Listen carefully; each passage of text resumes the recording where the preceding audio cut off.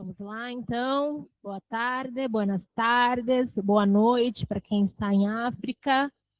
Muito prazer, para quem não me conhece, eu sou Betânia, faço parte da equipe do CESEP. Boa noite, boa noite. Boa noite, Batista. Batista está em Angola. E hoje damos início ao nosso quarto encontro do curso latino-americano de formação pastoral 2026, no formato híbrido. Hoje conosco estará a Daniela. E antes da Daniela começar a falar, vamos falar um pouco da dinâmica do nosso encontro. Então, vou apresentar a Daniela terá o seu momento para falar.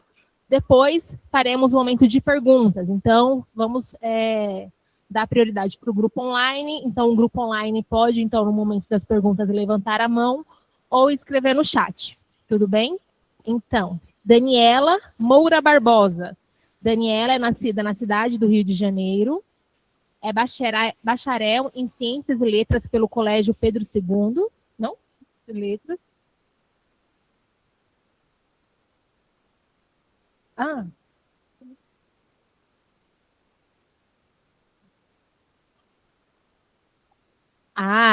Houve um equívoco aqui, gente.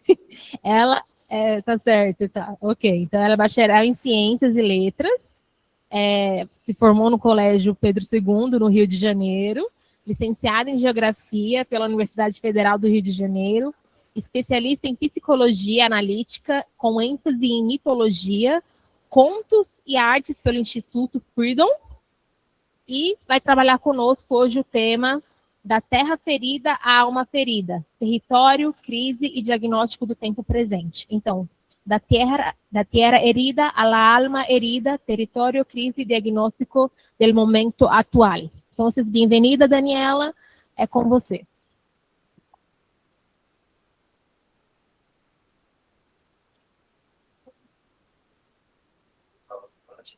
Pode projetar? Bom, boa tarde a todos, eu agradeço muito pelo convite, eu agradeço ao CESEP, agradeço ao Jorge, agradeço a Betânia, porque ela foi incansável aqui na organização das coisas, som e tudo, agradeço ao Cremildo, agradeço a todos que participaram da dinâmica que nós tivemos de manhã, nos jardins lá do Museu do Ipiranga, que foi muito espiritualizante. E vamos lá, né? Porque o tempo está apertado hoje, corrido. Vamos projetar?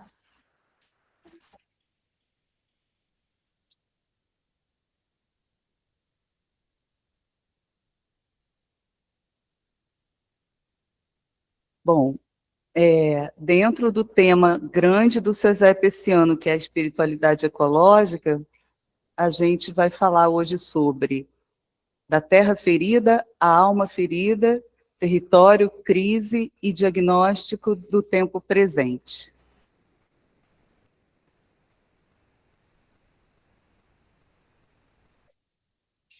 Vamos começar pela imagem do ataque à casa pela tempestade.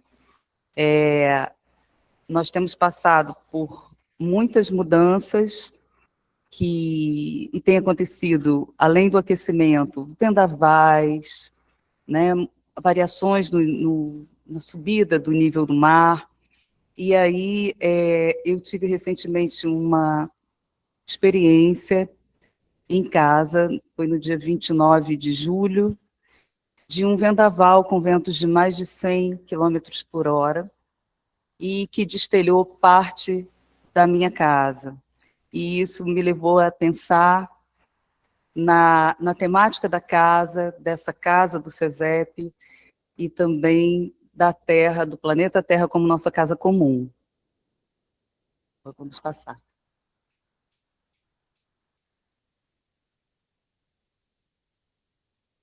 Bom, refletindo sobre o título, que traz a palavra diagnósticos, a gente pensa que na medicina e na saúde, esse termo é usado para o ato de reconhecer uma doença e o seu estágio.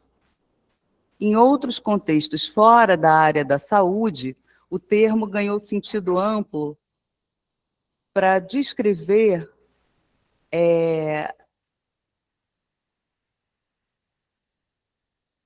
Isso, uma análise de uma situação com o objetivo de identificar os problemas, riscos e definir melhorias, né?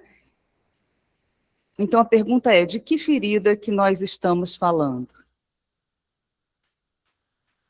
Vamos passar.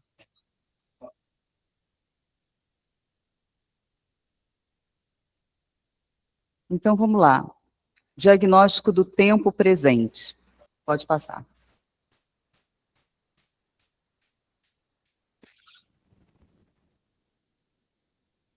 As três dimensões desse diagnóstico, né? Estão lá na origem grega, que a gente já falou, na medicina e na saúde, em que estágio está essa doença, né? Então, a gente está vendo esses problemas da Terra como uma doença, né? E, num sentido amplo, fora da saúde, é essa análise da situação. É isso que a gente vai pensar juntos hoje aqui. Vamos passar.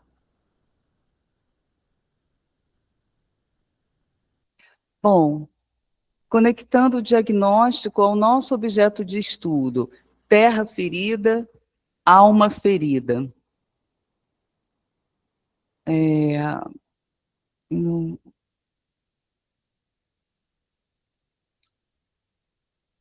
Deixa eu chegar mais perto. Ele pode chegar e levar o microfone, aquele outro? Ah, mas aí eu saio daqui. Deixa eu virar um pouquinho mais para cá. Ler lá.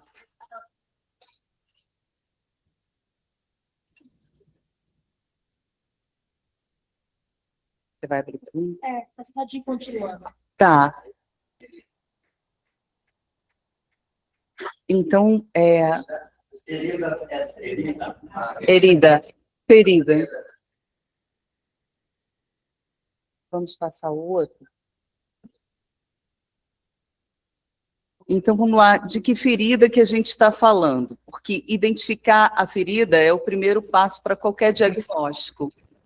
Então, trata-se de um sintoma visível ou da causa, da raiz que afeta o nosso bem-estar.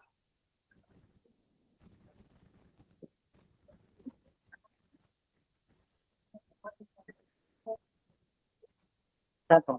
Mas assim tá bem. Pode passar aqui. Bom, então como é que é na Terra? A ferida, no tempo presente, na Terra, a gente está falando das mudanças ambientais que podem levar à nossa extinção enquanto espécie, depois de muito sofrimento. E aí os exemplos são os vendavais, as ondas de calor, tempestades, enchentes, e vocês devem lembrar de outros também, né? Vamos lá, pode passar. Bom, e na alma? Na alma, a gente está falando dos sentimentos de desamparo diante do que a natureza tem devolvido à civilização como decorrência do habitar humano sem cuidado com a nossa casa comum. Somos os agenciadores da nossa própria tempestade e os devastadores do que justamente nos fornece abrigo, a nossa casa comum. Aí a pergunta que fica é: ainda há saída para essa situação? Quais as possibilidades que nós temos? Pode passar.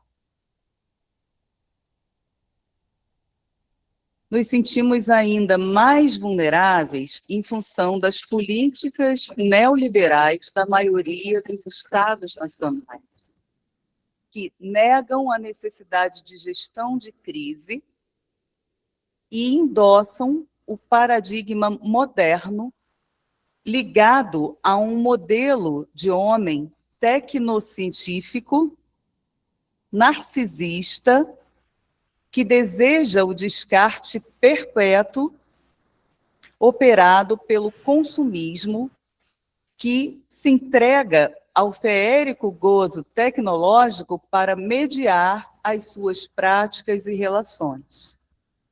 É um trechinho de um livro que baseou, de Luiz Veríssimo, baseou todo esse trabalho. Pode passar.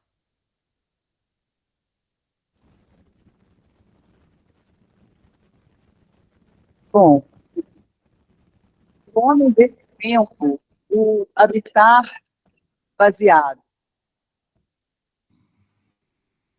no bem viver, né, que é uma concepção dos nossos povos originários da América, é algo distante e velado. As pessoas se encontram conectadas à internet, ficam horas, quase 24 horas por dia, né? Não dispensam, eu não estou enxergando ali. Não dispensam um fone de ouvido em espaços públicos, ou até quando estão na natureza, né? Às vezes vão correr e preferem um fone de ouvido ao som do passarinho, né? E preferem, ao invés de falar ao vivo umas com as outras, né? A mediação das telas.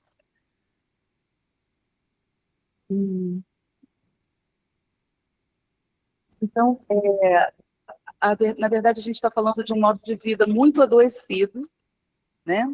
Que prefere as telas como mediação. As telas, elas podem ser uma possibilidade. Isso é muito bom. Por exemplo, para a gente hoje interagir aqui com pessoas que não podem estar presencialmente aqui. Isso é uma possibilidade dos tempos atuais. Mas elas também podem ser responsáveis pelo distanciamento.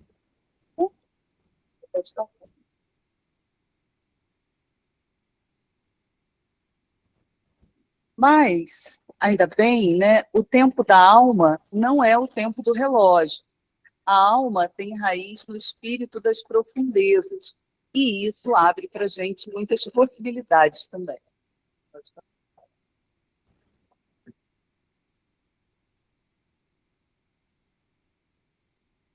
Essa foto foi uma foto que eu fiz na pandemia.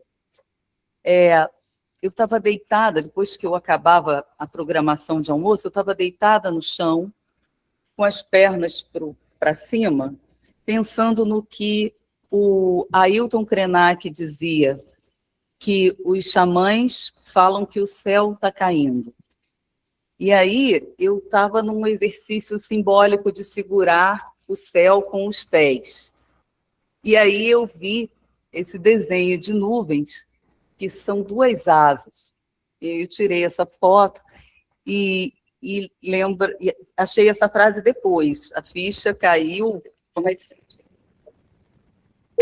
Um insight, um estalo, tempos depois, com essa frase: as penas dos homens formam as asas dos anjos. Isso é um exemplo de sincronicidade, de coisas que acontecem e parecem responder alguma questão, né, que a gente está trazendo dentro da nossa alma.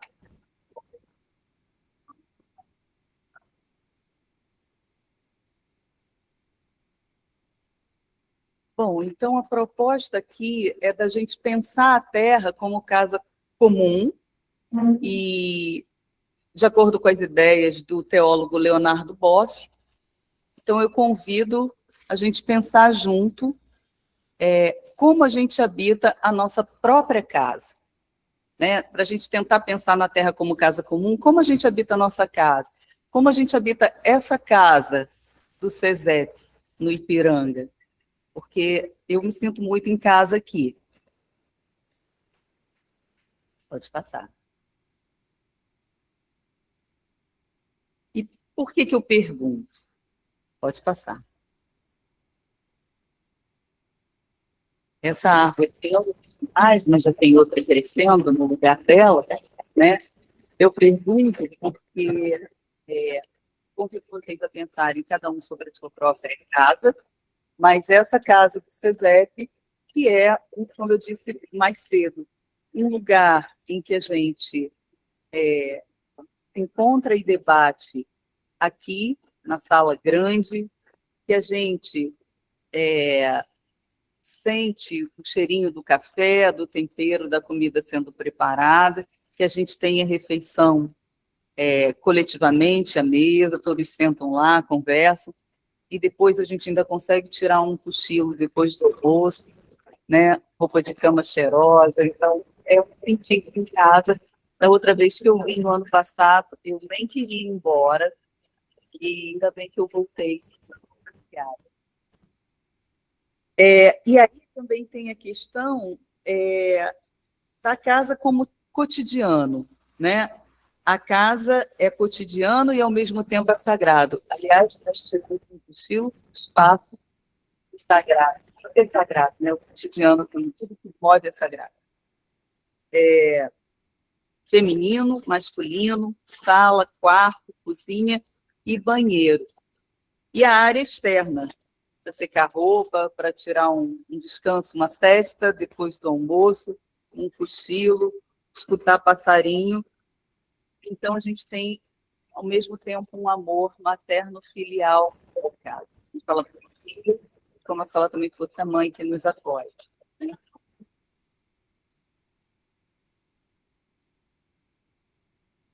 Tá. Uma outra filosofia é da casa como corpo, como íntimo, que se estende até a natureza do cosmos. Né? Então, essa casa não é só parede, é quase uma coisa da gente ir até os jardins lá do Museu do Ipiranga também. Né? E o passarinho que ocupa esse espaço do ar, ele vem aqui, ele está lá também. Para ele não existem esses territórios tão separados. Né? Então é isso, a casa como nosso destino comum. E a árvore que está crescendo lá, e que hoje de manhã, para quem só está na modalidade online, a gente teve oportunidade de abraçar, de cantar, né, de aproveitar aquela sombra, a árvore, ela é esse símbolo de ligação entre céu e terra. Né? A gente até respirou com ela de manhã. Bom, vamos para cá. Bom, climáticas, elas têm uma de crescente importância nas agendas das políticas públicas, que não são, deveriam ser, né? E da sociedade como um todo. Isso é reconhecido pela comunidade científica e pelas autoridades governamentais, embora muito continuem numa postura negacionista. Né?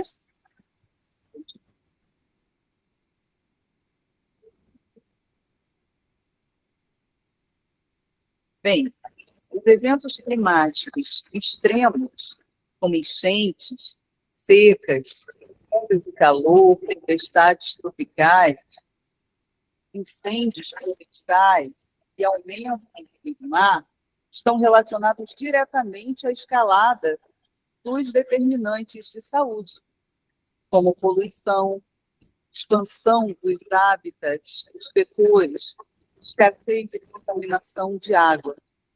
Né? Há poucos anos atrás, a gente conviveu com um novo patógeno. Né?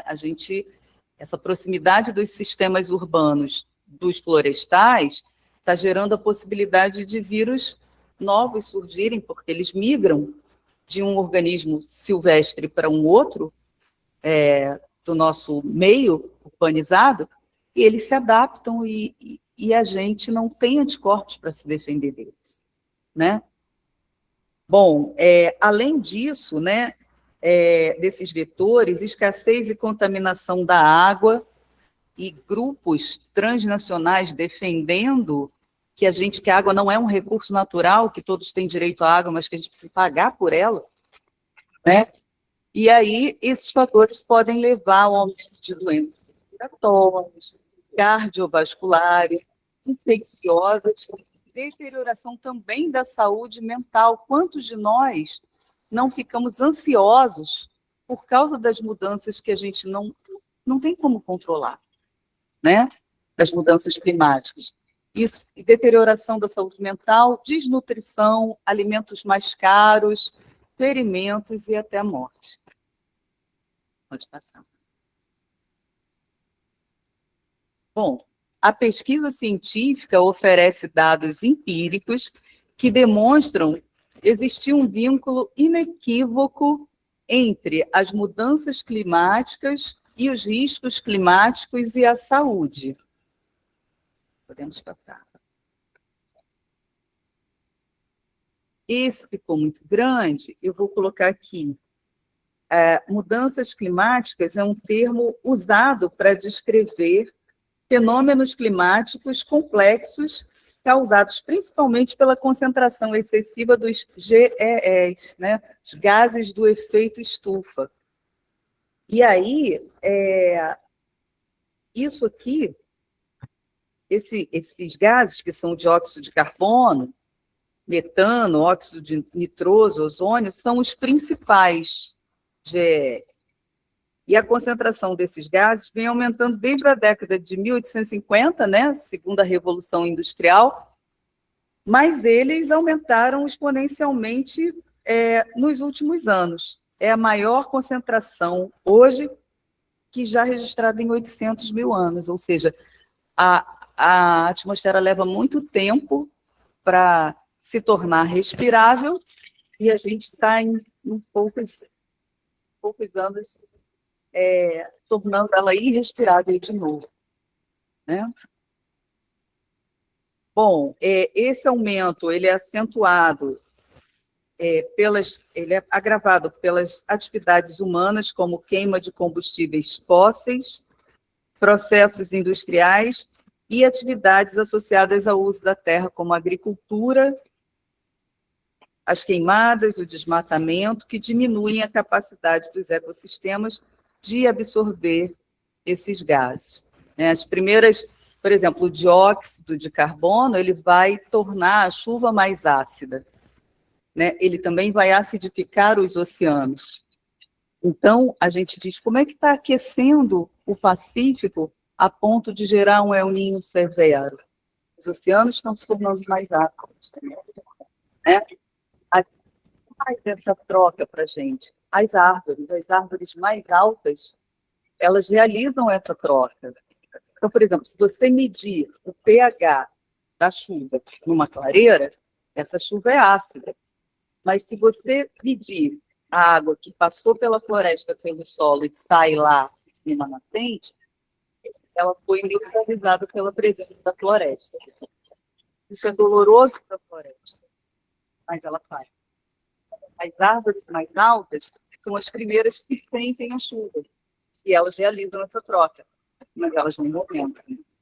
E a mata vai ficando mais baixa e mais rara, né? Então, a água é um recurso natural e renovável desde que haja floresta preservada, né? Deixa eu ver se mais alguma coisa aqui. Sim, isso é importante, né?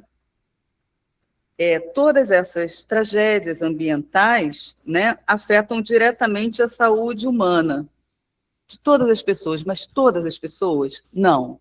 Historicamente, as pessoas mais vulnerabilizadas são as comunidades empobrecidas, os povos originários, os afrodescendentes, as mulheres e os países do sul global. Então, a gente não está falando de um fenômeno na verdade, a gente está falando de um fenômeno que está atingindo mais um grupo do que outro grupo. Podemos passar.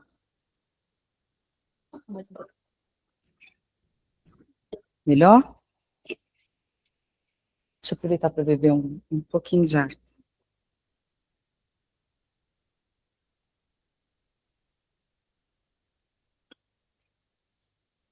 Bom, várias imagens aqui foram tiradas de uma página chamada Árvore Ser Tecnológico. É muito boa a informação desse lugar. Séria, correta. E aí, a pergunta que a Árvore faz aí é: o que é racismo ambiental?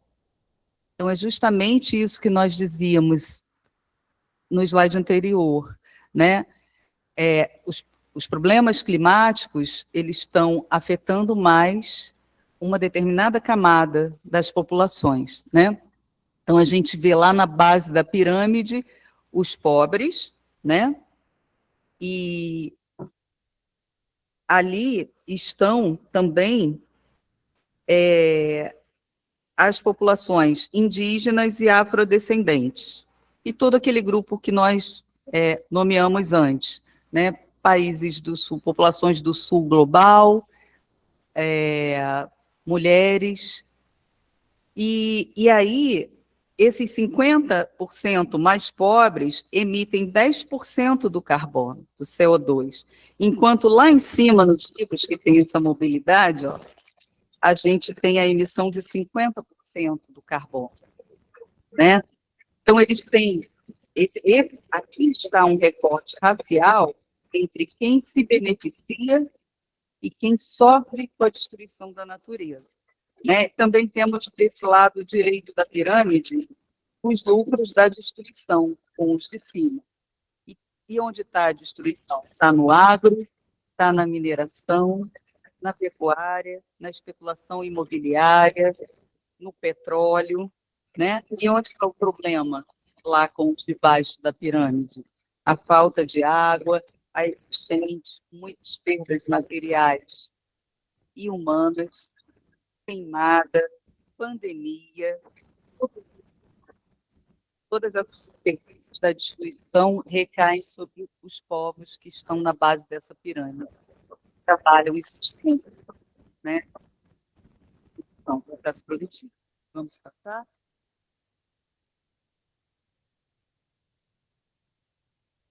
No entanto, quando dizemos que a humanidade está destruindo o planeta, a que parte da humanidade nós estamos nos referindo? Podemos passar. Aos 70%, 70% das emissões vem de apenas 100 empresas. Então, quando a gente diz assim, a humanidade está destruindo o planeta, na verdade, não é a humanidade como um todo, né, que está destruindo, é um pequeno grupo. E aí está lá embaixo, né, quem lucra com isso, né, os muito ricos que lucram com isso. São poucos, mas lucram muito. Vamos para o próximo slide.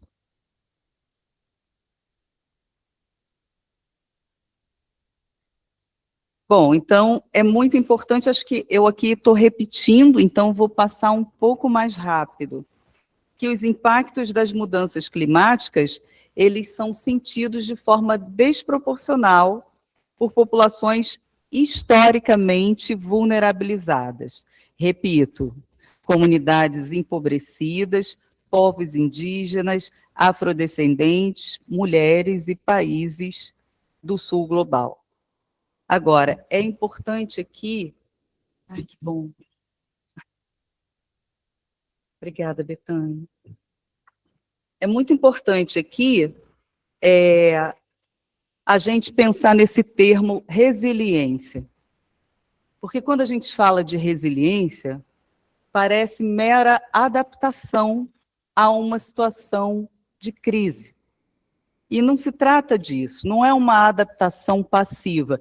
Isso é um uso acrítico desse termo, né? Resiliência reforça a lógica a passiva de responsabilização da vítima. Então, não basta a gente se adaptar à catástrofe, né, sem enfrentar as causas da catástrofe. Resiliência é para os que lutam para a transformação social e não para mera adaptação a uma realidade dura.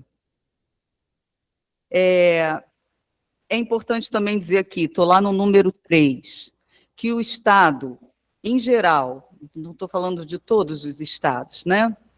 E o Estado em diferentes níveis, no nível dos organismos supranacionais, mas também dos estados nacionais em seus diferentes níveis, né?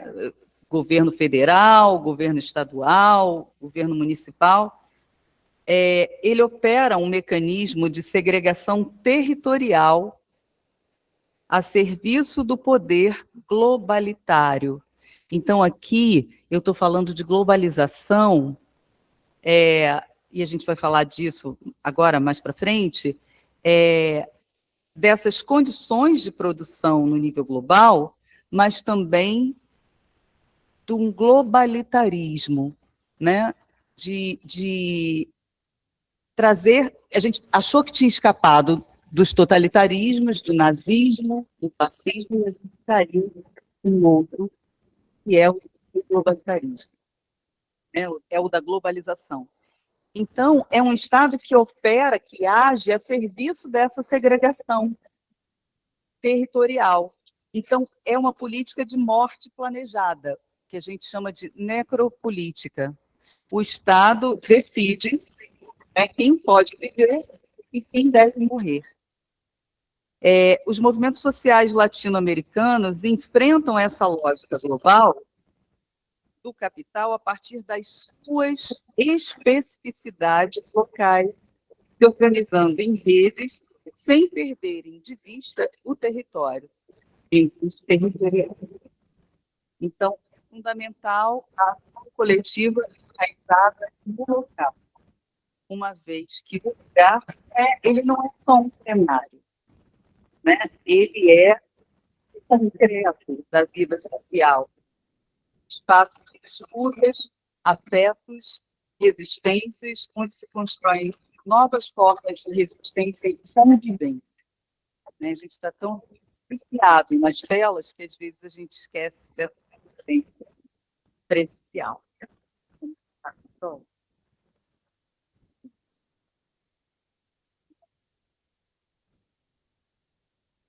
Aqui uma pena. Essa imagem da escritora Conceição Evaristo, e ela tem essa frase na obra Olhos d'Água, de 2015, ela diz: eles combinaram de nos matar, a gente combinamos de não morrer. Nós combinamos de não morrer, mas aqui tem uma fala marcada: a gente combinamos de não morrer, né? E esse eles não é um sujeito indeterminado, não. A gente já acabou de dizer que são as empresas globais, alguns estados nacionais, então é bem determinado, sim, esse sujeito que combinou de nos matar.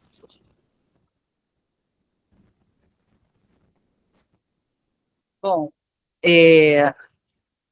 a criatividade entra aqui nesse espaço da alma, nesse espaço da possibilidade, né? Tem uma frase aqui do Siddhartha Ribeiro, que é autor desse livro, Sonhos e Criatividade Científica, tá?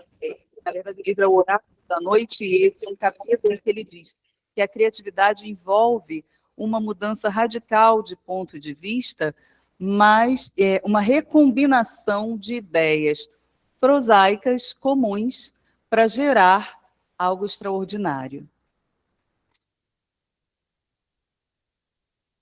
Vamos passar? Aí vem a alma, né? A criatividade é um dos jeitos que o inconsciente encontra de falar com a gente. Por isso, sejamos criativos para escutá-lo, porque ele fala com a gente pela criatividade, ele fala com a gente pelos nossos sonhos, ele fala com a gente pelas sincronicidades, como as asas que apareceram quando eu tentava segurar o céu, e ele também fala com a gente por meio dos sintomas. Então, para a gente não chegar nesse ponto dos sintomas, porque a terra está ferida e a alma está ferida, eu acho que uma possibilidade é a gente escutar as outras 3 formas dele falar conosco, né? Vamos passar. As ideias que eu vim trabalhando até aqui são do professor geógrafo Milton Santos. Esse GIF veio desse livro, Pensando o Espaço do Homem, e a gente vai pensar no espaço geográfico como um sistema de objetos e de ações, né? A casa, o supermercado, a escola, o SESEP, a igreja, são objetos também, são a rede elétrica, uma ponte, né? Uma rua pavimentada, um parque na área do museu, mas também existem as ações, né? Então, a gente vê aí essa encosta que está aí desenhada, sendo progressivamente ocupada, primeiro uma casinha, depois outras, um adensamento, a plantação vai lá para longe, começa o crescimento vertical, até as metrópoles que a gente tem hoje, né? As megalópolis, quando as metrópoles se encontram. Vamos no próximo. A gente vai trabalhar a seguir com as ideias do Milton Santos, desse livro, que eu acho que é um bom começo para quem quiser conhecer esse autor, Por uma Outra Globalização do Pensamento Único à Consciência Universal. Podemos passar. Bem, nós vivemos num mundo confuso e confusamente percebido. Vamos passar. Então, o Milton Santos fala da existência de pelo menos 3 mundos num só. O mundo como fábula, como perversidade e como possibilidade. Podemos passar.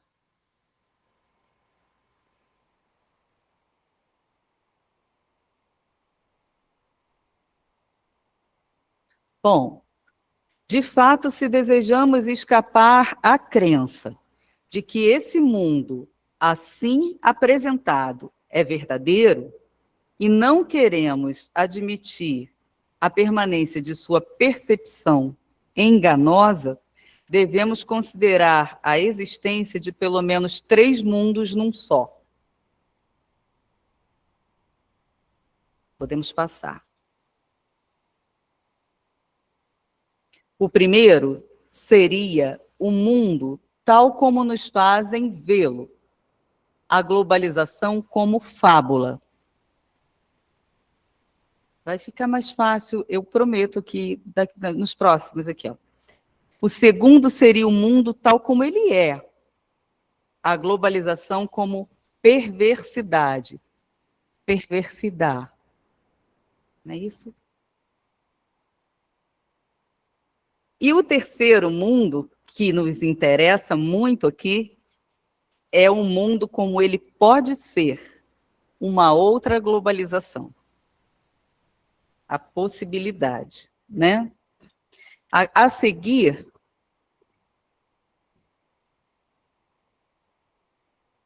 pode passar. Tem um exercício para a gente fazer juntos. A globalização como fábula, perversidade e possibilidade. Isso aí é o Milton na última entrevista que ele deu.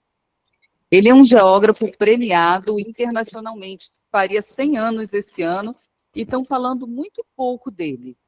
Deveriam estar falando mais, então é por isso que nós estamos falando aqui dele, né? Vamos passar.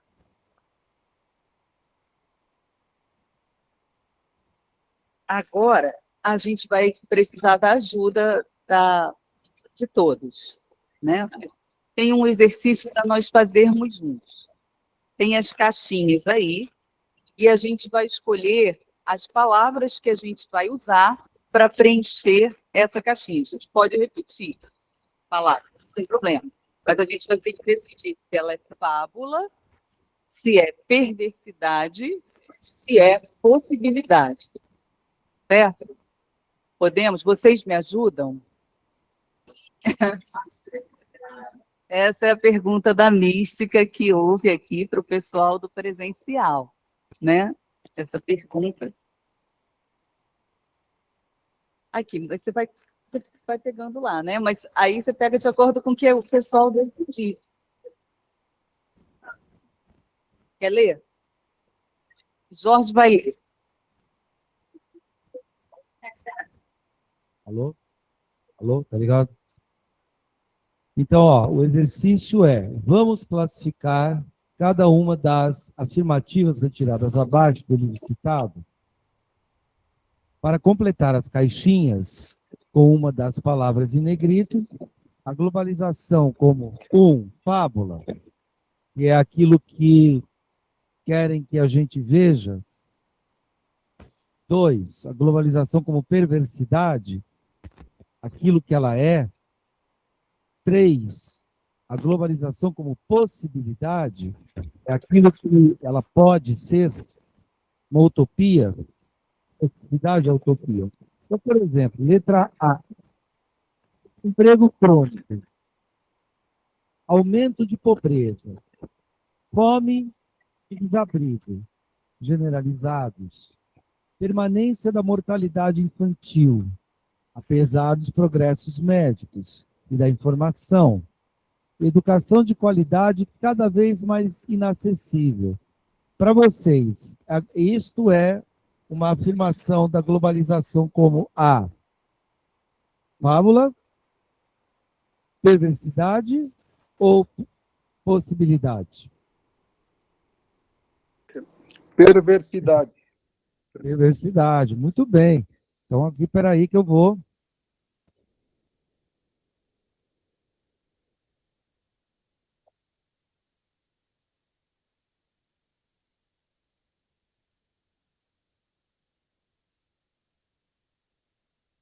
Perversidade. Bom, letra B.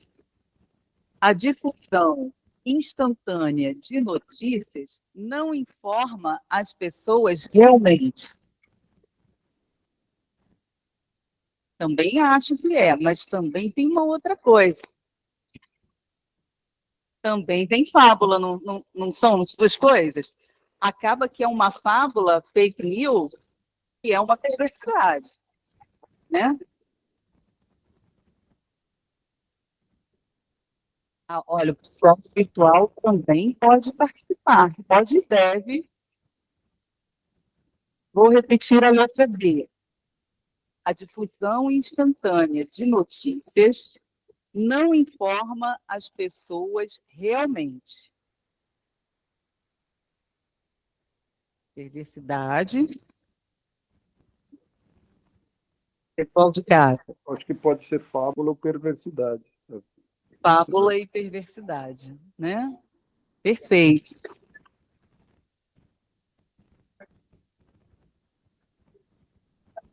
Essa coisa de dizer que não precisa tomar vacina, né? Isso é fábula. São fabulações, né? Isso. Fábula e perversidade. Posso ler a letra C? O Estado cada vez se fortalece mais para atender às exigências da grande finança e de outros grandes interesses internacionais, em detrimento dos cuidados com as populações cuja vida se torna mais difícil. Perversidade.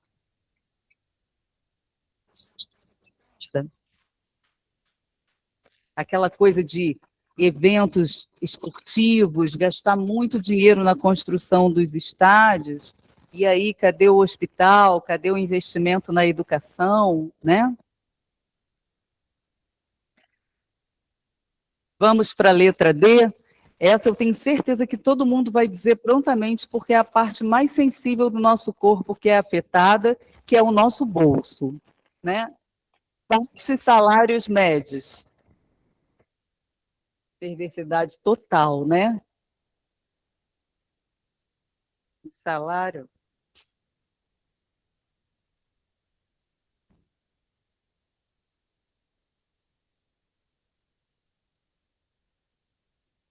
Vamos para a letra E. Alastramento, se espalham e se aprofundam males espirituais e morais, como o egoísmo, o cinismo e a corrupção total. Perversidade.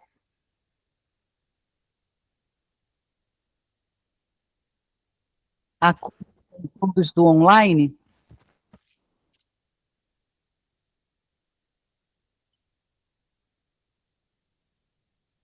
O pessoal do online pode comentar com o microfone ligado ou reagir também com os emojis, né, com a carinha, se concorda ou não.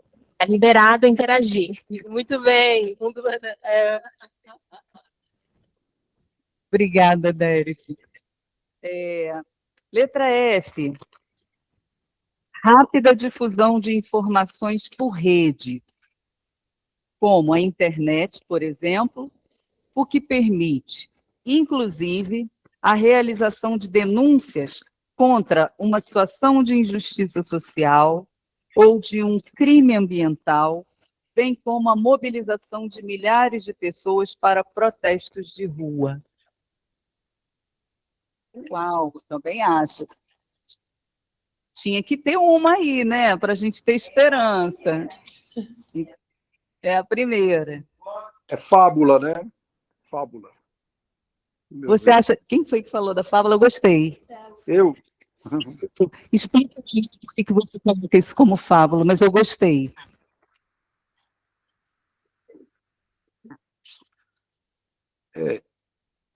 Eu acho que é fábula. O que se quer? Você não acha que, assim, a gente está conseguindo interagir sobre esse conteúdo por rede? É uma possibilidade?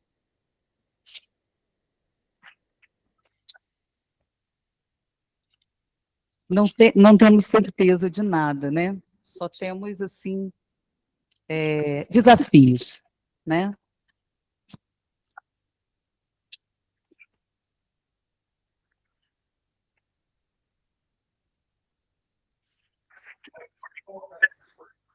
Depois a gente põe um ponto de interrogação também para contemplar a colocação do Celso.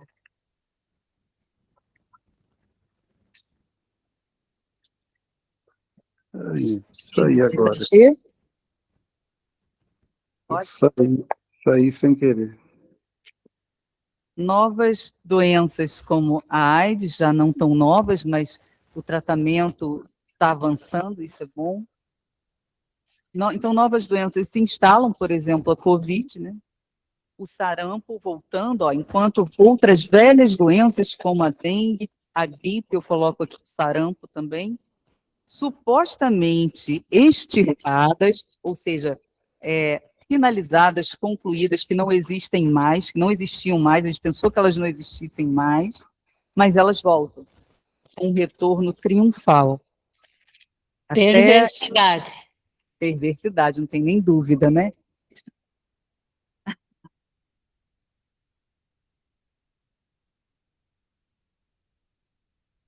Então, o que a gente mais encontrou aí foi perversidade, que é o mundo como ele é, perversidade. Mas o que a gente tem que, juntos aqui, nos ajudar, é pensar no mundo como ele pode vir a ser, um mundo como possibilidade, né? Bom, como esse foi um exercício coletivo, aí eu não tenho chocolate para todos, né? Vamos lá?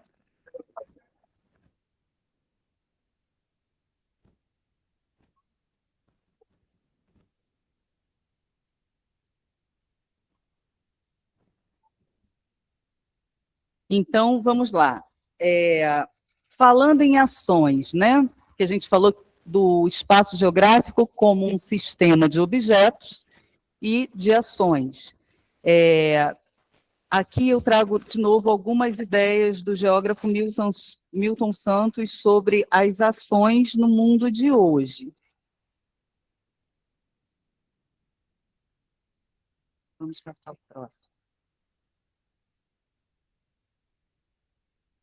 Olha, os grandes decididores, eu inventei essa palavra, né? Que tomam as decisões, as pessoas que tomam as decisões. Estou chamando de decididores. Então, os grandes decididores do mundo de hoje são governos, alguns governos, né? Outros não têm tanto poder de decisão assim. Na hora do almoço, a gente estava conversando, e o Tremildo estava falando sobre a situação de Cuba, a gente estava falando sobre a situação de Gaza, e a gente está falando de uma nova fase de imperialismo em que os decididores simplesmente decidiram que algumas pessoas têm que morrer de fome, sem energia elétrica, sem a chegada de medicamentos, né? Quando se tenta levar por mar as flotilhas que foram tentar chegar em Gaza, a tripulação foi presa, né? Então, vamos lá. A gente está falando dos decididores, que são governos, que são empresas multinacionais, organizações internacionais, grandes agências de notícias que espalham fábulas, chefes religiosos. Daí a importância da gente voltar com essa discussão para o nosso território, né? Para fazer o contraponto desses chefes religiosos que querem um mundo como perversidade, né? A ação é sempre por meio do corpo do ser humano.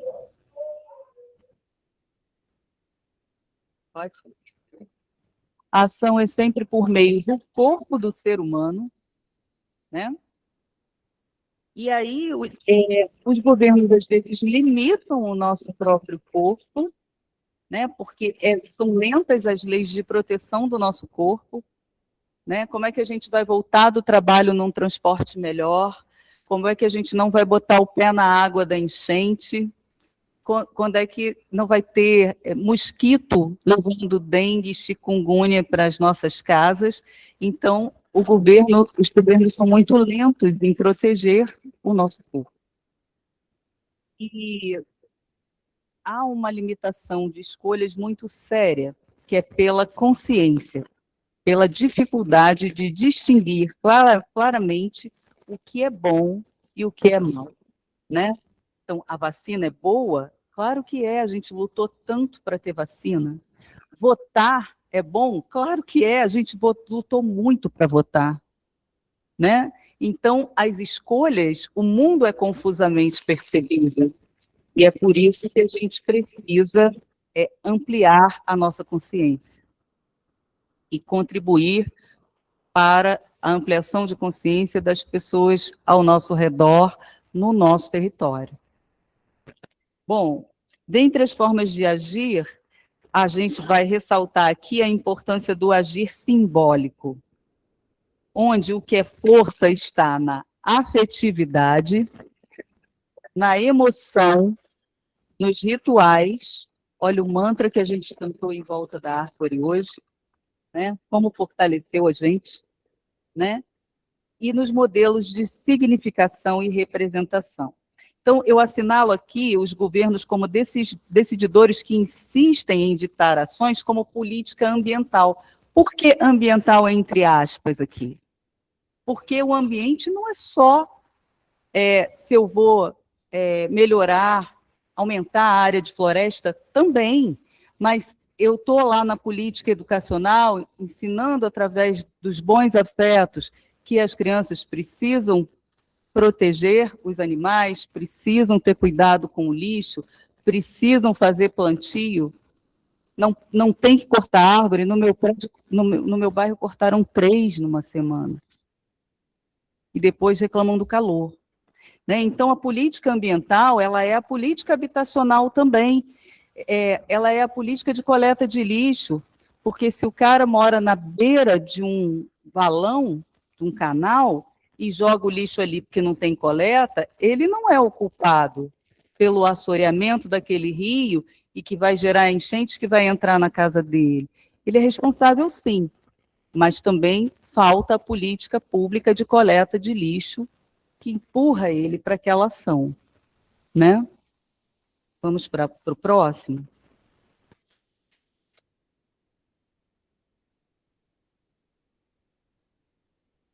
Tem que subir a imagem. E mais um enter. Agora foi. O lugar na formação da consciência. E aí, eu escolhi essa foto porque é do lixão de Jardim Gramacho, que foi fechado, que era a comunidade onde eu trabalhava. Trabalhei muitos anos lá, numa escola pública municipal, e presenciei todos esses anos, de quando o aterro sanitário ainda existia e do fechamento dele depois. Então, a minha consciência é muito formada a partir daí também, da minha prática pedagógica, do meu trabalho. Vamos para o próximo? Então, eu digo lá, o meu lugar na formação da minha consciência, né? Esse lugar como é o espaço da minha vivência, do meu cotidiano. A gente sempre tem que considerar o conteúdo do geográfico do cotidiano para teorizar sobre essa relação entre o espaço e os movimentos sociais.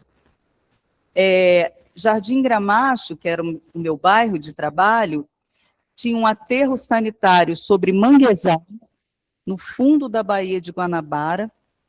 Desde 1976, quem decidiu essa ação? O governo militar. E aí, por isso que às vezes eu estou na fila do mercado e eu escuto os debates assim, tem que voltar à ditadura militar. Olha que mundo confusamente percebido. A pessoa não sabe o que está dizendo. Né? Fechamento, esse aterro ele foi fechado oficialmente em 2012, após vários adiamentos, 3 deles no governo do Eduardo Paes, que agora é candidato a governador. E ele já tinha uma saturação da capacidade, ele já tinha rachaduras, parecia que ele ia soltar, uma ilha que ia flutuar pela Baía de Guanabara, de tanto depósito. Chorume, cheiro ruim, problemas respiratórios dos moradores do bairro. Então, veio uma decisão carioca, né, outro município, de fechar o lixão, ou seja, uma outra ação externa ao lugar. Né? E aí, a gente tinha ali uma população de baixíssima renda, precariedade dos investimentos em equipamentos urbanos de consumo coletivo, e, na prática, continuam os despejos clandestinos, mesmo com a ampla divulgação da imprensa e ciência das autoridades. Vamos para o outro. Eu coloquei aqui 2 imagens.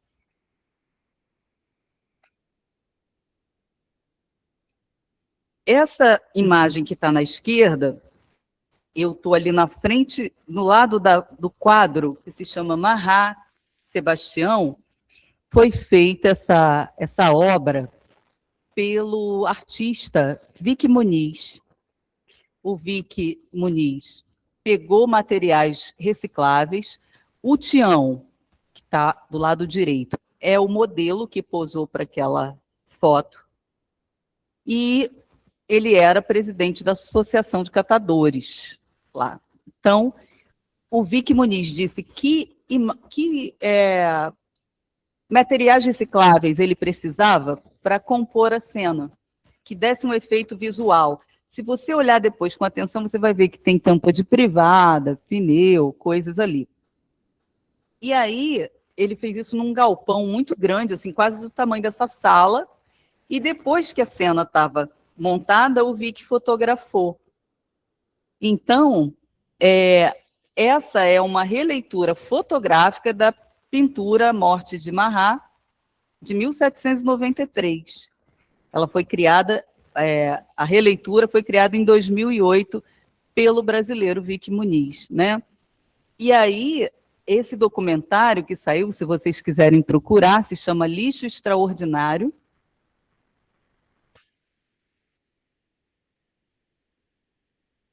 Esse Lixo Extraordinário é de 2011, é um doc que concorreu ao Oscar. O Tião foi todo bonito lá para o Oscar, parecia até o Lenny Kravitz, de tão bonito que ele estava, né? Então, foi uma grande transformação de algumas pessoas a partir da arte, e aí é que entra a possibilidade também, e a criatividade, né? Vamos passar para o próximo? Uma outra frase do Milton Santos é: o consumismo é o fundamentalismo dos dias de hoje. E isso leva a gente a ter dificuldades para pensar o lugar. os efeitos: consumo como ideal, alienação, negação da negritude, violência como ideal, egoísmo, cinismo, narcisismo, dificuldade com diálogo, preconceitos e solidão, que é um grande adoecimento da nossa alma, né? Vamos. Bom, nessa mandala aí eu coloquei os conceitos geográficos fundamentais que nós estamos falando aqui. Então, o espaço geográfico, e a gente discutiu de manhã isso, quando a gente marca a palavra espaço com esse adjetivo geográfico, a gente está se referindo ao espaço construído pelas pessoas, né? Isso é uma totalidade, é algo que a gente constrói em cima de uma determinada base natural, né? A partir da nossa história humana. E isso tem a ver com as nossas necessidades de sobrevivência. Agora, cada elipsezinha azul aí é um aspecto do espaço. Então, quando a gente está falando de território, que é o que está no título dessa nossa conversa, a gente está falando de uma parte do espaço em que há relações de poder, em que há disputa por controle, né? Vão emprestar um pouco da biologia, né? As onças, por exemplo, mais os machos, disputam territórios, né? Então, tem uma área que ele marca com o cheiro da urina dele, que o outro não pode entrar, né? Então, o território tem esse aspecto de poder, né? Já o lugar tem esse aspecto de vivência, de identidade, é o passo, passo pela padaria, sinto o cheirinho do pão, né? Do pão quente saindo. A paisagem, ela tem a ver com os sentidos, né? O que a gente abre a janela e vê, a paisagem sonora do nosso bairro, é muito melhor escutar passarinho do que escutar tiro, né? Regiões são determinadas divisões, né? Do espaço. Quando a gente diz, por exemplo, pensando no nosso corpo como espaço, eu estou com uma dor na região da lombar. Então, é uma determinada área, né, que tem uma característica comum, que ao mesmo tempo difere de outras. Fronteiras, que são os limites, né? Os territórios têm fronteiras, às vezes visíveis, por exemplo, como o Rio Grande, entre o México e os Estados Unidos, e aí aquela fronteira não pode ser ultrapassada pelos mexicanos em direção aos Estados Unidos, porque eles são indesejáveis lá, né? Embora necessários ao mundo do trabalho, né? E existem fronteiras que são naturais, que são cercas mesmo, muros, como o que existe na Palestina. As redes, que são as interligações, isso a gente conhece muito bem, a gente usa bastante, né? E as escalas, tudo isso está nesse escopo do espaço geográfico, né? Da geografia, que são as extensões dos fenômenos. Por exemplo, a gente está falando de fenômenos globais, mas como é que o clima vai mudar, que o verão vai ser mais severo? Mudou localmente ali a temperatura da água no Oceano Pacífico. E aí vai ter El Niño mais forte, né? Então, os ritmos globais afetam os locais e os locais também afetam os globais, né? Vamos para a próxima? Vamos parar um pouquinho? Eu tenho agora 10 minutos para fechar. Então, vamos lá. Esse slide aí da diferença entre tempo e clima. Tempo, a gente está falando de uma condição mais momentânea da atmosfera. Agora está calor aqui em São Paulo, embora ainda estejamos no inverno. Clima. Clima é uma observação mais contínua do tempo, pelo menos 30 anos, para a gente dizer, esse lugar é chuvoso, aqui faz frio no verão, no inverno, aqui é seco no inverno, aqui é chuvoso no inverno. Então, a gente precisa observar as condições meteorológicas por um período mais prolongado. Vamos passar. Bom, esse também vou passar bem rápido, que é só para a gente comparar aquelas duas esferas ali azuis, que a atmosfera primitiva e respirável, ela tinha amônia, hidrogênio, metano, vapor d'água, e a atmosfera atual demorou muitos milhões de anos para se formar, com nitrogênio, oxigênio, gás carbônico, vapor d'água e outros gases, e é ela que não está suportando tanta emissão de gases do efeito estufa, né? Vamos para o outro. Pode passar. Não, é o de antes. Desculpa, eu não vi que você tinha mudado, desculpa. Esse aí eu coloquei só para a gente pensar em como a latitude e a radiação solar afetam a temperatura do planeta, né? A gente está vendo ali aquela faixa entre o Trópico de Capricórnio e o Trópico de Câncer mais laranja, mais forte, que é a que recebe mais diretamente as luzes, a radiação solar. As latitudes intermediárias, que é zona temperada do norte, zona temperada do sul, e lá em cima, acima dos círculos polares, Ártico e Antártico, a zona glacial ártica, zona glacial antártica ao sul, né? Diferença na radiação solar. Então, quando a gente vê aquela imagem do urso polar, naquele bloco de gelo em meio ao mar e o derretimento, a gente fica muito triste, né, de ver como é que essas calotas polares estão cada vez se desmanchando mais, né, por conta do aquecimento. Vamos lá.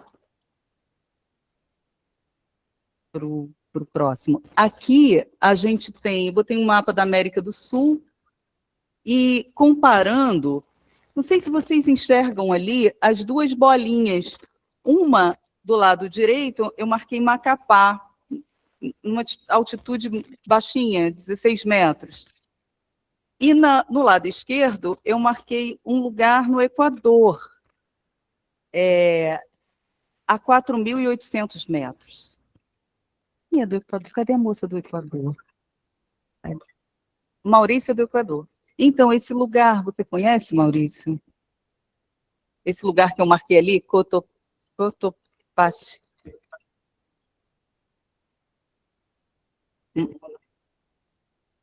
E lá no alto das montanhas. Sim.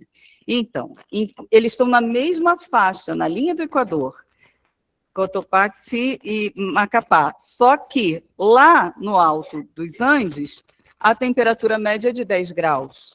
E em Macapá, de 27 graus.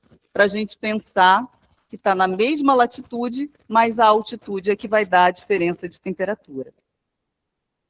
Tá? E a chuva, que é muito maior em Macapá do que lá em Cotopaxi. Vamos lá para as massas de ar? Olha lá, também coloquei o relevo da Cordilheira dos Andes, e as bolinhas vermelhas são as massas quentes, e, aliás, a polar aí também saiu vermelhinha. Bom, lá embaixo vocês estão vendo as duas bolinhas, né? Polar pacífica, polar atlântica, da onde vem a massa de ar fria. E ela sobe. Na faixa do Trópico de Capricórnio, a gente tem a tropical pacífica, pelo lado do Oceano Pacífico, a tropical continental bem no meio ali da América do Sul, e do lado do Atlântico, aqui à direita, a tropical atlântica. E lá na linha do Equador, você vê lá a equatorial pacífica, no centro a equatorial continental, e do lado de cá a equatorial atlântica. Então, a pacífica sobe, aí por isso a gente diz, chegou uma frente fria, né? Porque ela vem em direção às outras. Bom, normalmente as massas oceânicas são mais úmidas, as continentais são mais secas. A exceção é essa equatorial continental aí, que ela é mais úmida. Aí eu tenho um chocolate, de verdade, tem um chocolate aqui guardado, comum ou zero açúcar, para quem acertar por que essa é mais úmida, mesmo sendo continental. Ela era para ser mais seca. Por que ela é mais úmida do que as oceânicas? Mais um? Depois eu volto para aquele. Em geral... Quem do grupo online quiser responder, a gente envia o chocolate por correio. Mas quem do grupo online, se quiser responder, pode levantar a mão para responder. E o grupo presencial também, para eu levar o microfone. Passa para esse slide aqui, ó. Pode passar mais um slide, por favor. Mais 2. Mais um. O Beoso respondeu no chat, mas ele não vale, porque ele é o Beoso. Então, o Beoso não vale, porque ele é o Beoso. Em geral, as massas de ar oceânicas são mais úmidas e as continentais mais secas. Né? Então, a tropical continental é mais seca que a pacífica e a atlântica. Por que a equatorial continental é mais úmida do que as oceânicas? Do que a equatorial pacífica e a equatorial atlântica? Resposta, esse da resposta. Pode passar mais um. Resposta, por causa da... O que tem ali, onde está a equatorial continental? Resposta. Amazônia. Ele falou árvores. Como é que é o nome dessa floresta? Edgar. Pode falar, Edgar. Amazônia. A Amazônia. E vai ter que mandar o chocolate para o Edgar, mas eu tenho um chocolate para você também. Eu também. Em La Corriente do Ar. Tem chocolate aqui na mochila para todos. Tem sim, tem sim. Então, vamos passar ao próximo slide. Estão certíssimos o Beoso, o Edgar e o Eliseu. Olha lá. A transpiração... eu acho que o Adérito também falou, não falou? Está todo mundo aplaudindo. A transpiração vegetal, que a gente chama de evapotranspiração, ela também vai ser muito importante na formação da umidade, da chuva e do que a gente chama dos rios aéreos, né? A gente hoje andou pela mata e a gente sentiu esse frescor e essa umidade ali, né? Vamos passar ao próximo. Andy, assim, você leva?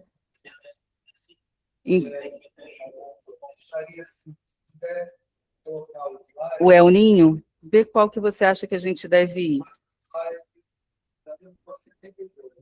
72? Passa para o slide 72.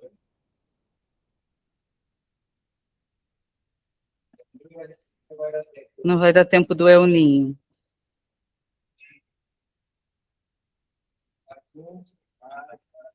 É que eu não tenho a conta aqui de qual é o 72, mas onde ele for, eu vou.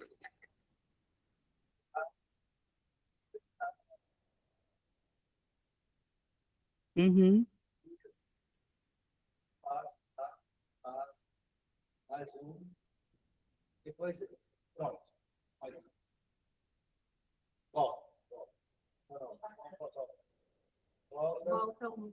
Volta mais um. Você fez aí. Volta mais um. Volta mais um. Esse, não sei se eu tenho ele aqui. É esse? Se quisermos. É esse? Esse aqui, ó. Acho que é esse aqui, né? Se quisermos uma revolução. Bom, então vamos lá. São palavras do teólogo Leonardo Boff em Ética e Moral, a busca dos fundamentos, de 2003.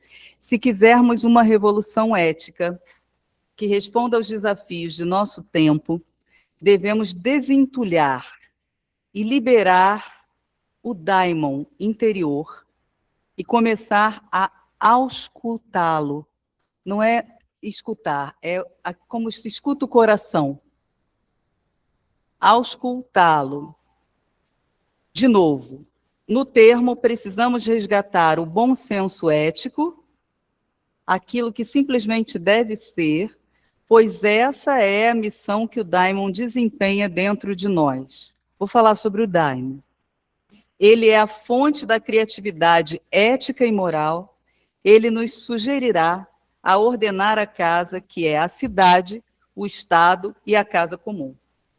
Então, não importa que os mais ricos queiram dizer o que é ético, o que não é, se os de baixo fazem um movimento que vai ser lido como violência, na verdade, é a ética da distribuição igualitária, da distribuição dos recursos, né, do bem viver.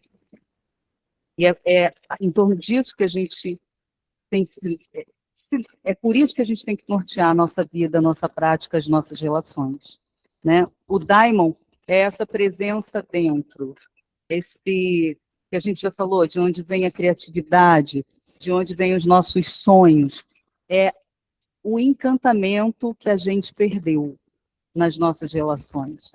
Então, na verdade, o que a gente está defendendo é um caminho do reencantamento para a gente ter relações melhores entre nós e com a nossa casa comum, né, de bons afetos e de bons caminhos. O daimon é um anjo bom. Ele é o axé na tradição africana.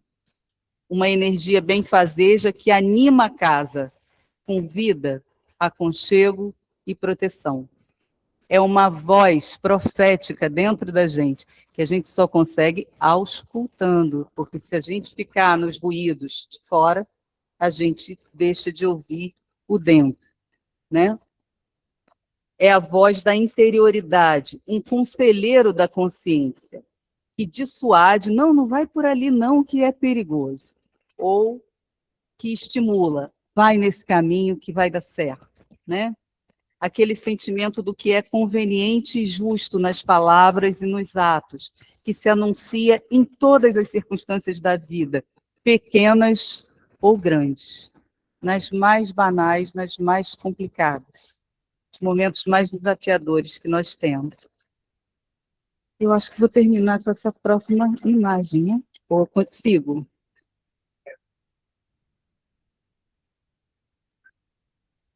A foto do mestre Leonardo Boff, no seminário de ecologia que nós tivemos no ano passado, em Petrópolis, né? Jesus e São Francisco de Assis são exemplos de notáveis que escutaram o seu daimon. Mas nós, anônimos, também podemos escutar o nosso daimon no nosso cotidiano, no nosso dia a dia, né? Somos mulheres e homens anônimos, mas que também temos essa capacidade. E hoje nós escutamos um pouco lá no Jardim do Ipiranga, né? Para fechar mesmo, o próximo, nós defendemos o encantamento como ato político, ético e estético, num exercício cotidiano. Não podemos ter a pretensão de controlar tudo. Precisamos acolher o imprevisível. Não podemos querer dar conta de todas as verdades. Precisamos criar outros sentidos para a vida, desobedecer aos nossos próprios pensamentos de desencanto. Às vezes a gente é tomado por uma negatividade terrível e a gente precisa chegar no final do dia e pensar, peraí, tudo deu certo, o que deu errado? Então, a gente precisa ficar com essa imagem, né? E nos comprometer com a vida, transgredir, imaginar. Contrário da vida não é a morte, é o desencanto. Reencantar é um ato político pela vida. Acho que vou terminar aqui. Obrigada. Obrigada. Bom, muito obrigada, Daniela. Muchas gracias. Muy bueno escucharla. Vamos a tener ahora nuestro momento para preguntas, para dudas o comentarios. Entonces, el grupo online puede levantar la mano o escribir en el chat. Pero antes, voy a recordarlos de firmar la lista de asistencia, de assinar a lista de presença, quem desea certificación al final del curso. Entonces, yo envié el link en el chat. Por favor, quem não firmou, firmar a lista de assistência, assinar a lista de presença. Eu vou ler um comentário do Lindolfo. Um abraço, Lindolfo. A destruição dos biomas não é só perda ambiental, é o apagamento da história e da vida que existia naquele território. Passou da hora de cobrar fiscalização de verdade, apoiar as comunidades tradicionais que protegem a terra e exigir políticas públicas sérias. Sem território preservado, cuidado e em pé, não existe futuro, ou seja, vida. Muito bem. Muito bem. Fábio, pode falar, pode ligar o seu microfone. Boa tarde a todos, é uma alegria participar com vocês aqui nessa tarde. Estou falando aqui do Mato Grosso, da cidade de Alta Floresta, e a professora Daniela comentou sobre os rios voadores, e isso aguçou a minha curiosidade, porque eu me lembro de uma reportagem, tem aproximadamente 20 anos, do engenheiro e ambientalista suíço Gerhard Moss. Ele fez uma linda reportagem no Fantástico sobre os rios voadores, a importância dos rios, trazendo uma experiência, trazendo uma contribuição fenomenal para a USP, para o INPE, não é verdade? A respeito destes rios voadores. E aquela série de reportagens do engenheiro Gerhard Moss nos mostrou ali, ele uniu a aviação científica com a ciência e comprovou a importância desses rios voadores para todo o resto do Brasil. E eu fiquei fascinado quando a professora Daniela mencionou isso, porque já se passaram 20 anos e podemos observar o grande problema que nós estamos enfrentando hoje, tudo por causa de desmatamentos, de problemas ambientais. E há 20 anos atrás, Gerhard Moss foi um visionário, mostrando a importância desses rios, da floresta amazônica, para o centro-oeste brasileiro, para o sudeste do país, para todo o nosso Brasil, não é verdade? Então, aqui, obrigado, viu, professora? Queria lembrar, quem é daqui de São Paulo vai lembrar, em 2018, quando houve uma chuva torrencial às 3 horas da tarde, 2018 a Amazônia estava queimando muito, foi um ano fatídico aquele. E aí, aquela fumaça escureceu, como se fosse salvite aqui em São Paulo, e caiu uma fumaça que caiu um copo d'água, viu aquela água preta, né? Que é uma evidência de como a queimada lá na Amazônia tem efeito no Sudeste, sim, por conta desses fluxos atmosféricos de umidade impulsionados pela floresta. Muito, muito bom o seu comentário, Fábio. Obrigada, Fábio. Celso, pode ligar o seu microfone. Também parabéns aí pela brilhante exposição, explicação. A minha colocação mais aí no finalmente, eu não sei se eu entendi direito, que eu tenho uma visão um pouquinho diferente, que foi colocado ali que a gente não pode fazer tudo, né? Cada um tem a limitação. Mas se nós trabalharmos em cooperação, nós podemos fazer muito e muito mais, né? Cada um dentro da sua expertise, né? A igreja tinha uma vez os grupos de reflexão, que era por áreas, mas também tem alguns movimentos aí que são grupos temáticos, são profissionais que têm expertise numa determinada área, né? Tipo saúde, educação, são grupos, cada um grupos diferentes, ambiente, agricultura. Então, não sei se é a minha área, porque eu sou professor e trabalho muito com gestão, talvez precisaria, talvez, uma questão de gestão, de metodologias, uma política que tenha continuidade para nós mudar. Não é um movimento apenas. Hoje de manhã eu estive numa palestra falando sobre ESG, né? Ambiental, social e governança das empresas, e que faz parte aqui em Chapecó. Eu sou de Chapecó. Esse mês é o mês do município, então tem uma série de movimentos aí. Então, eu acho que a gente tem que ter um horizonte, no meu modo de ver, programas que tenham continuidade, e se puder participar a família nesses movimentos, melhor ainda, e que se tenha um sentido para a vida, de valores, porque hoje o capitalismo, o centro de tudo é o dinheiro, né? O mundo está cada vez mais individualista. Quem pode mais chora menos. É a lei da selva. Os mais frágeis que se lascam. Se tem algum programa social, foi, logicamente, políticas que combateu esse capitalismo aí que só pensa em dinheiro. Então, o objetivo é felicidade, bem-estar, mas só para concluir aqui, a gente precisa, eu acho, muito de cooperação, solidariedade, um programa que tenha continuidade para a gente realmente ser efetivo e provocar mudança, né? Então, era mais isso uma opinião minha aí sobre o que está sendo colocado aí, né? Mas acho, Obrigado. Celso, que tem uma coisa muito importante que você diz aí na questão da continuidade. Eu acho que isso passa pela nossa concepção de que a política, ela é para...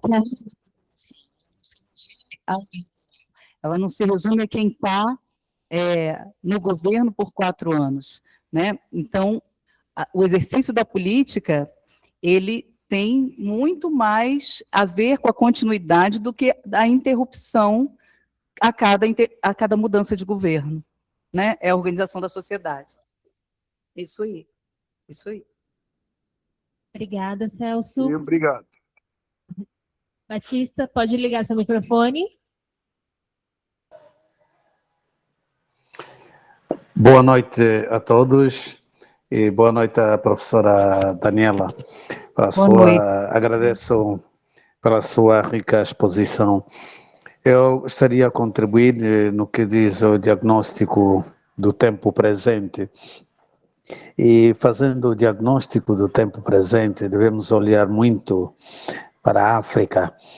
Hoje, a África tem uma grande reserva, né? Reserva ecológica mundial.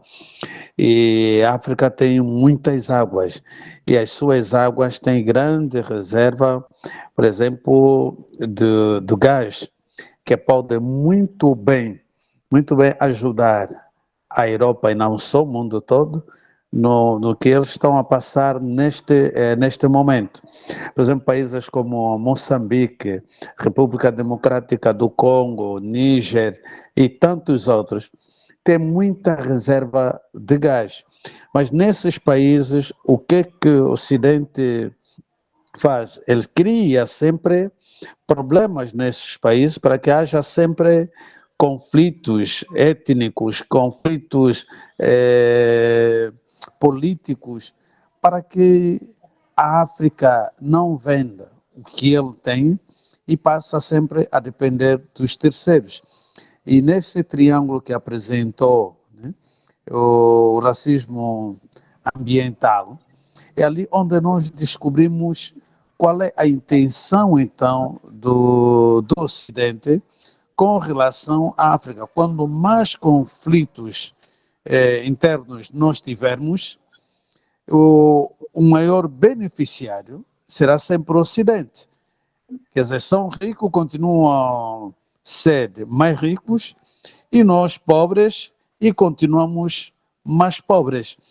E falarmos da globalização, quer dizer, essa consciência globalizada não nos ajuda em nada enquanto não acabarmos com esses conflitos, ou seja, conflitos internos e externos, assim posso dizer. Isto faz com que as nossas terras continuem a ser feridas, as nossas almas feridas, por causa dessa situação. E gostaria que a professora falasse mais sobre este triângulo, para eu poder encaixar bem as coisas que eu tenho dentro do triângulo que explicou ao longo da sua explanação. Muito obrigado. Obrigada a você, Batista, por essa questão que você trouxe. Eu acho que você fez um exercício muito importante de articulação de escalas, quando você falou da questão da África ser rica, e é um dos continentes mais ricos, e, ao mesmo tempo, ter tantos conflitos. Então, os problemas da África não começaram na África, né? São externos à África, e esses conflitos são estimulados. Essa ideia que você traz está num filme que está aberto na internet, na Caliban Filmes, se chama Encontro com Milton Santos, um mundo visto do lado de cá. Tem uma exatamente igual à sua lá. Vai lá depois dar uma conferida. E esse exercício que você faz de articulação, quer dizer, o que acontece na África é a mesma coisa que a gente está falando do racismo ambiental que nos afeta aqui. E é a mesma coisa que está acontecendo norte do mundo, norte rico, sul do mundo pobre, sul global. Então, você fez um exercício geográfico muito interessante aí na sua questão. Muito obrigada. Obrigada, Batista. Neiva, Beoso, Bento, Maria Angélica, todos estão agradecendo a sua fala, ficaram encantados em escutá-la. Eu que agradeço. E Loli Torres, se não me engano, del Ecuador, pergunta: como podem as novas tecnologias de comunicação representar uma possibilidade para a sociedade e, ao mesmo tempo, generar problemas ou situações de perversidade? Excelente questão, Loli, porque eu acho que a gente precisa olhar para a tecnologia como ela é. Ela não é nem a vilã que vai enterrar a democracia e nem a salvadora da democracia. A tecnologia, ela tem um lugar, por exemplo, como esse, que a gente está aproveitando hoje aqui, de se comunicar, de trocar, mas ela é isso, ela é uma possibilidade. A gente tem que usar a tecnologia como possibilidade, né? E não se sentir escravizado por ela. Muito bem. Qual é o nome do mundo? É Adérito. Ok, Adélito, pode ligar o microfone. Olá, boa tarde a todos. Eu sou o professor Adérito. Né? É bonita a camisa, Daniela. Olha só, acho que você também abordou, né, um pouco, de forma transversal, né, a questão de Bauman, né? Que ele fala que essa crise ambiental, né, que você abordou, né, não é um acidente que a gente acha que é inevitável, né, que vai acontecer de qualquer forma, né? Está dentro do que ele fala, né, da questão da modernidade líquida, né? O modelo econômico atual, né, prioriza velocidade, lucro, obsolescência programada, né? Consome mais do que a Terra consegue repor, né? Só que o aluno, as pessoas, não só, né, eu sou professor, né, de geografia, os alunos não se veem como parte, né, ou como uma pessoa só sujeito, né, como se fosse um mero espectador, ele não é sujeito, né, da sua ação. Né? Por exemplo, daqui a 2 semanas eu vou levar os alunos para fazer uma caminhada. Né? Se você estiver aqui no Rio, você está convidada até. Irei. E aí eles... eu coloco algumas questões, não, o que você pode fazer ativamente para melhorar a questão, né, do meio ambiente? Jogar o lixo no lugar correto, na sala de aula, né, uma coisa muito simples, né, que ele pode agir de outras formas. Né, inclusive na questão da eleição, por exemplo, né, de escolher candidatos, né, alguns alunos já têm 18 anos, outros têm 16, já têm um título, né, e aí eu converso com eles, mas é só um voto. Eu falei, mas, né, começa num pequeno caminhar, né, e aí eles, na caminhada, eles, não, eu não vou ficar escutando a natureza, prefiro escutar caixa de som, eles levam caixa de som na caminhada, né, comem fandangos, bebem Coca-Cola na caminhada, em vez de ficar observando, né, abraçando uma árvore, talvez, né, e aí eles não conseguem sair, né, da situação, só reclamam, né, e aí eles não se veem, né, como se eles não tivessem capacidade, potência para transformar, em nenhuma escala, né, e a gente tenta, né, como é que é possível fazer um choque, né? Acho que a resposta é complicada, difícil, complexa. Mas como é que eu posso dar um choque neles para falar, sim, você tem potência, você é capaz, você pode transformar um pouco, né, no seu cotidiano, né, em pequenas ações, em pequenas escalas. Uhum. Adérito, meu amigo, você me pergunta qual a solução. E eu te digo, eu sei qual é o desafio, né? O desafio é o reencantamento, o afeto. Agora, é difícil para a criança que está no mundo do artifício, da tecnologia, entende? Ele não está sintonizado com o passeio na natureza, mas ele está querendo mostrar o fone de última geração para o amigo.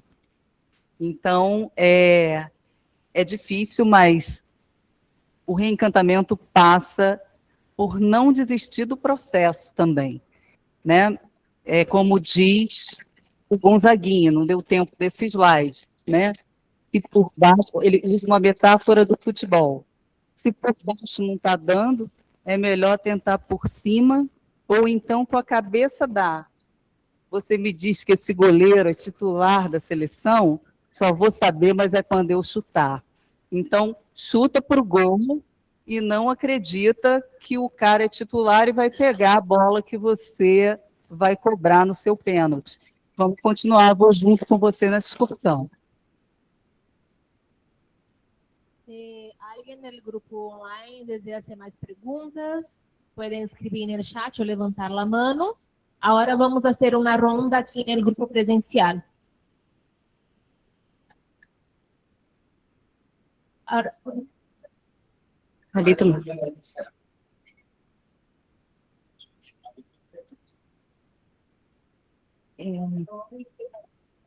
Yo soy Diomaris Tolentino, de República Dominicana.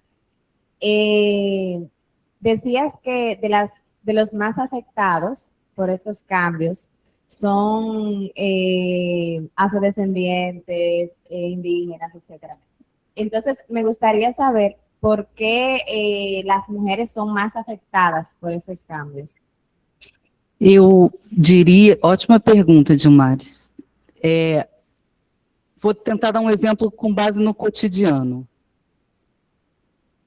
Ontem peguei Uber para ir à rodoviária, para chegar na rodoviária para pegar o ônibus para vir para cá.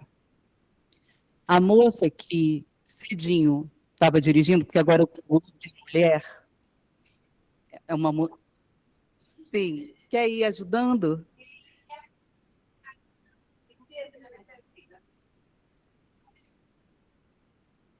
Temos de Uber, que é Uber Mulher. Agora só pego essa. E ela me dizia, falava sobre a coleta seletiva de lixo no condomínio dela.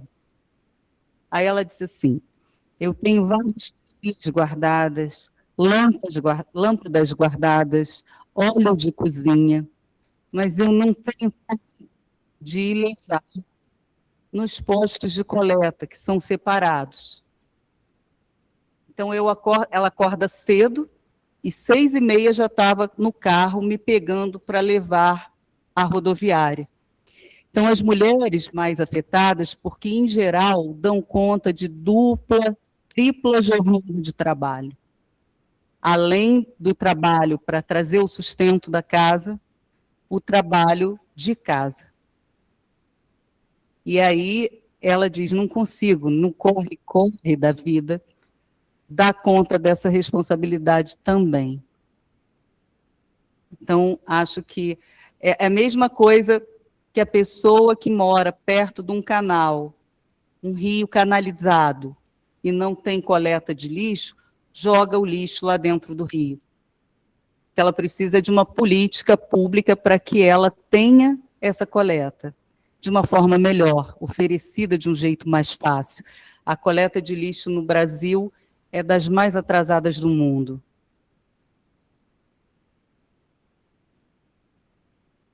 Muito bem. Batista pergunta: ainda em África, temos a floresta equatorial na RDC e foi classificada junto com a Amazônia como uma das maiores reservas e solução da crise climática. Infelizmente, o país está mergulhado numa guerra injusta e imposta há mais de 30 anos. A situação foi apresentada numa reunião da COP20. Mas hoje perguntamos: quais os desafios para que a floresta possa dar o seu contributo no mundo, ou seja, na terra ferida? Muito intricada a sua pergunta, né? Batista trouxe questões, assim, muito boas. Esse desencantamento que leva à guerra também é o desencantamento que destrói a floresta. E aí eu vou falar da Elis Regina. Elis Regina disse numa entrevista, tempos atrás, uma cantora maravilhosa nossa, ela disse, nós, mulheres, tínhamos que estar tomando decisões políticas, porque nós não enviaríamos nossos filhos para a guerra. Então, assim, não estou endeusando as mulheres, mas a mesma terra ferida, a mãe ferida, o feminicídio, a misoginia, tudo isso é parte do mesmo processo violento que está expresso nessa guerra do Congo de mais de 30 anos.